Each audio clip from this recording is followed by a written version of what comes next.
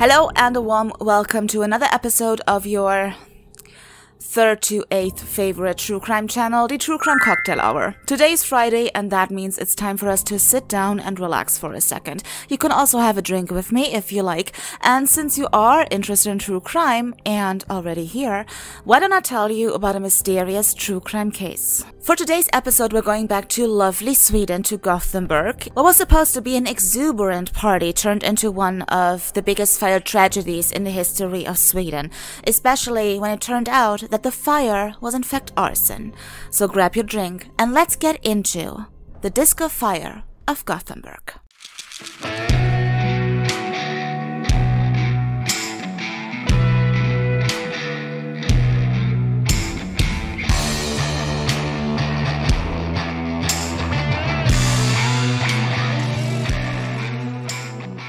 In October 1998, four friends have an ingenious idea. Halloween is coming up and that calls for a party.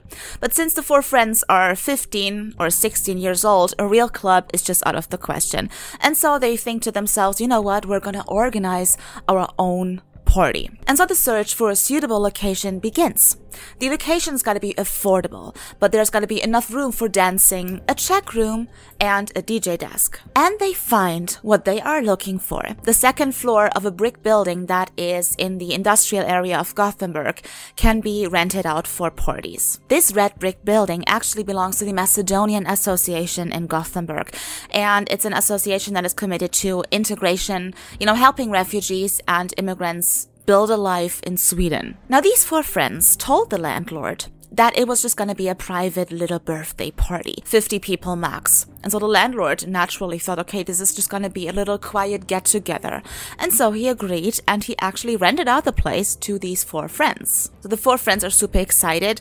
However, the windows are very high up and the corridors and doors are very narrow. So just as a little precaution, the landlord still let the four friends know that even if they said that it was just gonna be 50 people, the room is designed for an absolute maximum of 150 people. This is just due to fire regulations, but they really gotta stick to it. And the four friends were like, you know what?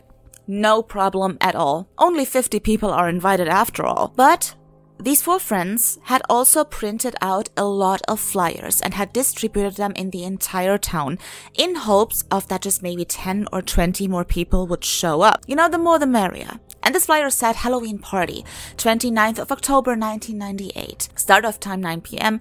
Admission fee 40 Swedish crowns, which is like the equivalent of $5. But these flyers were very well received among the high school students, and the word spread about this upcoming Halloween party. A party for teenagers and young adults, organized by teenagers and young adults. And also there was not going to be one drop of alcohol. And this is the argument that a lot of teenagers use to convince their parents to let them go to this party. So on the day of the party, the organizers arrived at the location at 6 p.m. There is a lot to prepare after all. And so just for the sake of this story, let's take a quick look at the outline of this party location, okay? So here it is. And there are actually two entrances and two exits, one on the left and one on the right. And the one on the left is actually the emergency exit, and the one on the right is the main entrance. And on the opposite side of the main entrance, there is a little check room and an office. But in this party location, there were so many tables and chairs just standing around, and it was really blocking the way, and there was no space to dance. And so these four boys at first just went and pushed the tables to the walls and just put the chairs on top of the tables, so now they had enough space to dance. But the DJ desk had to be set up somewhere too. And so now these four boys were trying to figure out what to do about it, and after consultation with the landlord, the four boys decided to just move all the tables and chairs into the corridor behind the emergency exit door, a decision that would prove fatal later on, because now there's only one entrance on the right, an entrance that also functioned as an exit. Because these four boys had set up the cash desk directly in the entrance area, leaving a solid 23 inches of space to walk through, because these four boys wanted to avoid anyone sneaking in, undetected. So the first guests started showing up at around 9 p.m. And these 4 organizers, the 4 boys, are super excited. They are so proud of what they have put together. They're super thrilled that people are coming at all. And they really want to keep everything very professional, you know. They greet all their guests personally, and they also help out with the drinks a lot and the check room. And so shortly after 9 p.m., there were already 50 people. So this party actually seems to be like a great success. But these 4 organizers had really underestimated the power of their flyers. And at 9:30, already 150 people were at this party. Maximum capacity. And there were still a lot of people outside waiting, trying to get in. But you know, the atmosphere and the vibe, the music, everything is so good, you know? They can't just send people away and, like, come on. What's supposed to happen? You know, what's the worst thing that can happen if they just let a few more people in? So a couple of more people are let in. However, these 4 organizers kind of lost track a little bit. Because at 11 p.m., there were 400 people at this party. It is crammed as hell. And there are still people waiting outside, mind you. Man konnte sich nicht mehr bewegen, so ein Gedränge herrschte.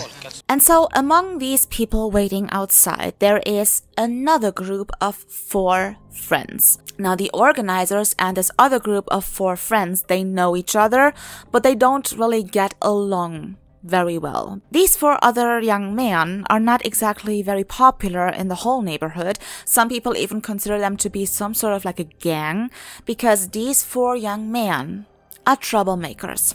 There is Aryan, he is 19 years old, and he is kind of like the leader of the gang. And then there is 18-year-old Said and 18-year-old Davin. And with them is 17-year-old Nadim. He is friends with the other 3, but he is not exactly part of their gang yet because he first has to prove himself to them. Now, all of these 4 young men are originally from Iran, but they had been living in Sweden for a long time now. Actually, most of them have pre-convictions for robbery and physical assault. And now these 4 gentlemen are standing in front of the cash desk and demand admission. But they are not willing to pay the admission fee of $5. They just want to get in for free. And the 4 organizers explain to these 4 boys, hey man, sorry, but equal rights for all. You are welcome to join this party, but you gotta pay the admission fee just like everyone else. So a heated argument starts between Aryan and one of the 4 organizers, and it ended with Aryan and his 3 friends just leaving in a huff. You know, they were really pissed off. And before they left, Aryan turned around and he yelled over to one of the organizers, quote, "I will destroy this party," end quote. So these 4 men then gathered behind the brick house, and they thought of a way to get revenge for this, as they thought, disrespect. But what are they going to do? And how? This is just the perfect opportunity for Nadim to finally prove himself to the gang. Now what he's supposed to do is he's supposed to go back to the party, pay the admission fee, go to this party, and then walk over to the emergency exit door. Open it, walk downstairs, walk down the corridor, and once downstairs, he was supposed to just open the emergency exit door and let the other 3 in. And this is quite of a simple task for Nadim, and then he would finally belong. So he agreed. Said and done.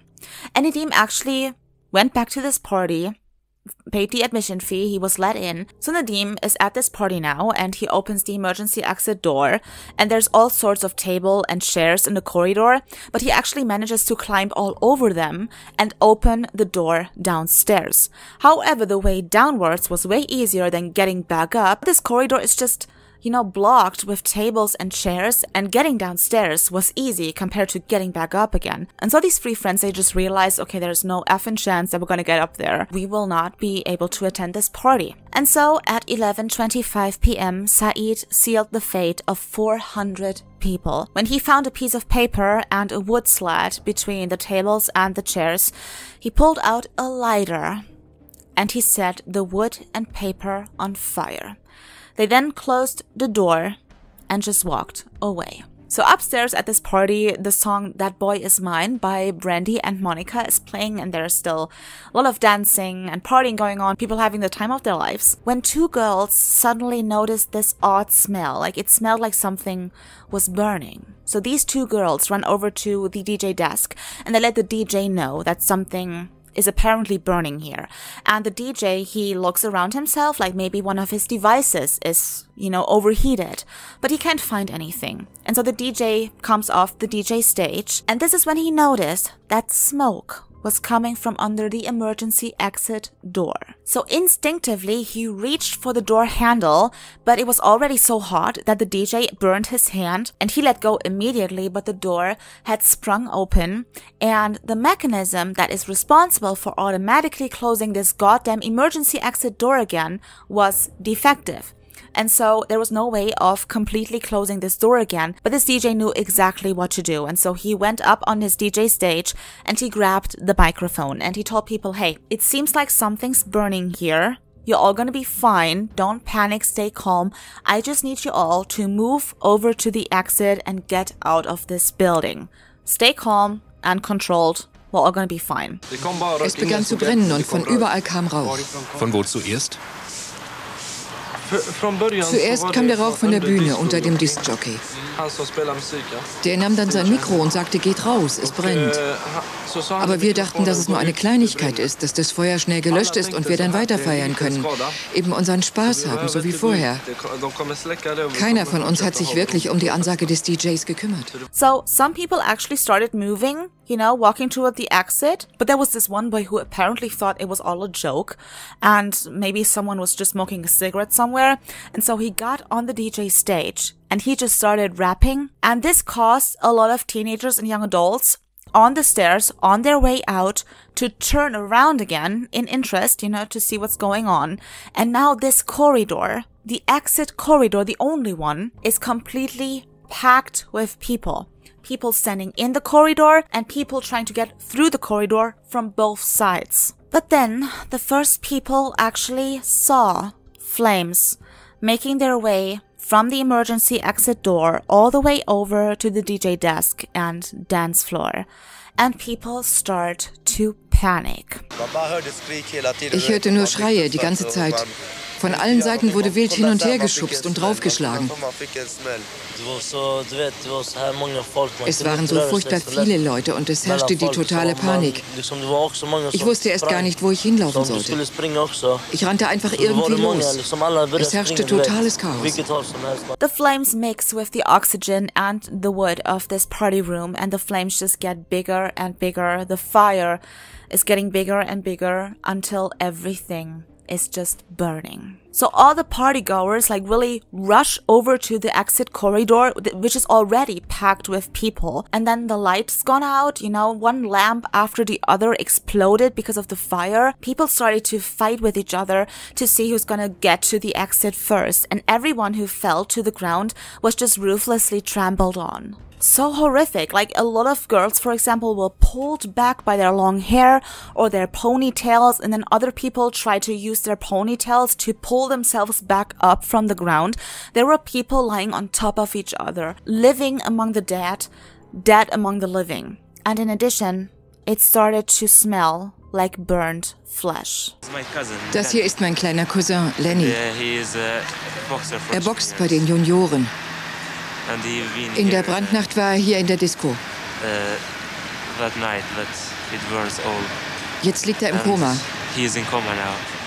Look, all windows of this party room are open, either shattered by the excess pressure or smashed in a panic. So look, we're on the second floor. The windows are 19 feet above the ground, but all these teenagers and young adults won't even look down before jumping off. Actually, a lot of people jumping through these windows actually survived. They were severely injured, but they survived. Others were not so lucky. There were approximately 20 people, and they all gathered in this little check room and were just trying to open the window. And this window could neither be opened nor shattered. And later, one would find these 20 bodies lying in the check room, all died from smoke inhalation.